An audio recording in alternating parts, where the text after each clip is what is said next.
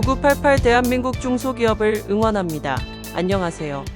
웰스 기업연구소 스튜디오에 오신 여러분을 환영합니다. 오늘의 주제를 소개해 드리겠습니다. 내년 1월 27일부터 중대재해처벌법 적용 대상이 확대됩니다. 과연 어떤 내용일까요? 오늘의 주제를 소개하기 위해서 특별히 모신 분이 있습니다. 김병수 변호사님을 모셔서 자세한 내용을 알아보도록 하겠습니다. 안녕하세요. 김병수 변호사입니다. 오늘은 2023년 하반기에 대표자분들께서 알고 계셔야 할 내용 중에 가장 핵심적이고 중요한 내용을 설명드리겠습니다. 바로 중대재해 처벌에 관한 법률인데요. 이미 언론을 통해서 많이 이 법에 대한 이름은 들어보셨을 텐데, 이 법이 실제 우리 사업장에 언제 적용이 되고 왜 중요한 법인지 잘 모르셨던 분도 많을 것 같습니다. 오늘 제가 핵심적으로 이 사항들을 한 번에 정리를 다 해드리도록 하겠습니다. 중대재해 처벌에 관한 법률에서 중대재해라고 하는 것은 중대산업재해와 중대시민재해를 합한 말입니다. 중대산업재해를 기준으로 예를 들어보면 사업장의 종사자가 1명 이상 사망하거나 혹은 6개월 이상의 치료를 피하는 치료를 요하는 부상자가 2명 이상 발생하거나 혹은 1년 이내에 직업성 질병자가 여러 명 발생하는 경우 등을 말합니다. 자, 이렇게 중대재해가 발생하는데 우리 사업장의 종사자라고 했잖아요. 종사자는 직접 내가 고용하고 있는 우리 직원뿐만 아니라 내가 일을 주어서 맡겨서 일을 처리하고 있는 도급, 용역, 위탁 이런 거에 관련 없이 우리 현장, 우리 사업을 위해서 일을 하고 있는 모든 사람들을 가리킵니다.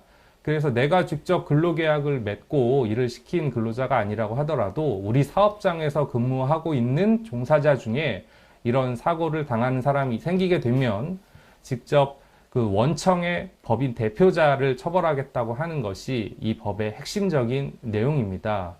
자, 그러면 이 법이 언제 적용이 되느냐? 2024년 1월 27일부터 전면적으로 적용이 됩니다. 기존에는 50인 이상 사업장에만 적용이 됐었는데요.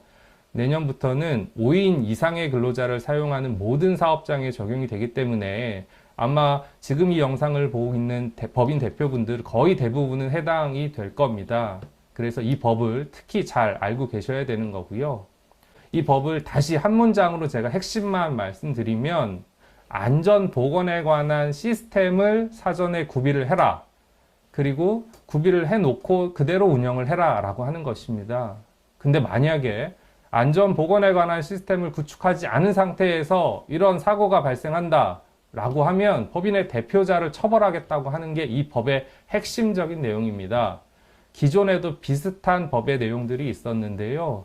이 법은 말 그대로 법인의 대표자를 처벌하겠다고 하는데 주안점을 두고 있습니다.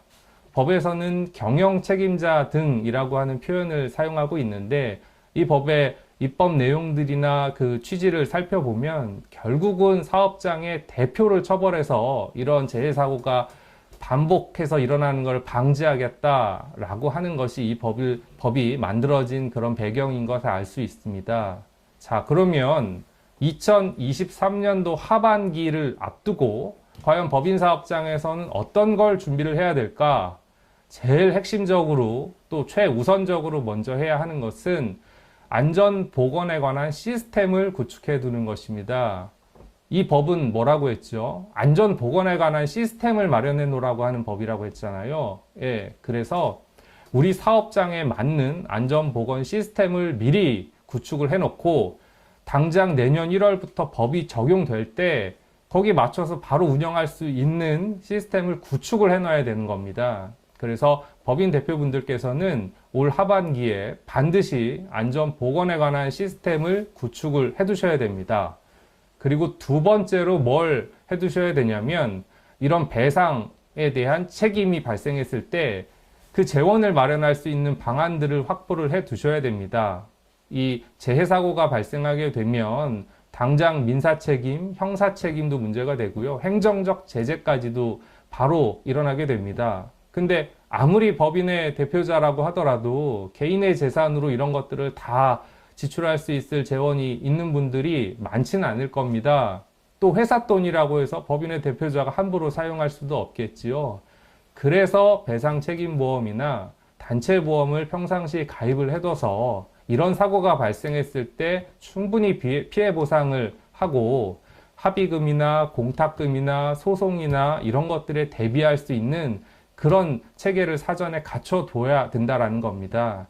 그래서 배상책임보험이나 단체보험 가입이 중요한 것이고요. 물론 이런 것들을 해뒀다고 해서 형사처벌에 면책이 되지는 않습니다. 그러나 우리 법원은요, 양형 기준들을 마련해 놓고 있는데 감형해주는 주된 요인으로 피해자에게 진지하게 피해 회복을 했느냐 이걸 두고 있습니다.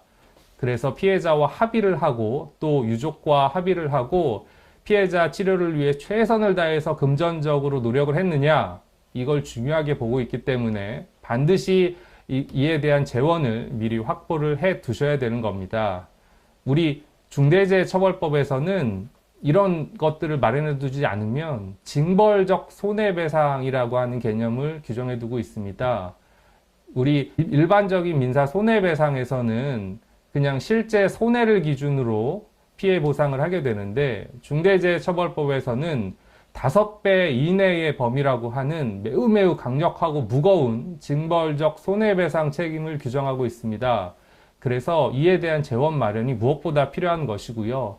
형사 절차에서 당연히 이러한 합의가 필요하기도 하거니와 만약에 합의가 안 돼도 민사상 손해배상 책임을 또 부담을 해야 되거든요. 그리고 대표자 개인뿐만 아니라 사고가 발생하게 되면 법인도 양벌 규정으로 또 처벌을 받게 되고요. 행정 제재도 받게 되고 하기 때문에 이에 대한 준비가 반드시 필요한 겁니다. 그리고 이 법은 대표자를 형사처벌하겠다고 하는데 핵심이 있기 때문에 다른 누구도 아닌 변호사의 조력을 충분히 받으셔야 됩니다. 사고가 발생한 그 즉시 현장에 조사가 나오기 때문에 여기에 대응을 할 수 있어야 되는데요. 사전에 전담 변호사 체계를 구축을 해두고 미리 충분한 자문을 받으셔서 이런 법의 시행에 대해서 적극적으로 대처하고 또 예방할 수 있는 그런 체계를 만들어 두시기 바랍니다. 이상 마치겠습니다.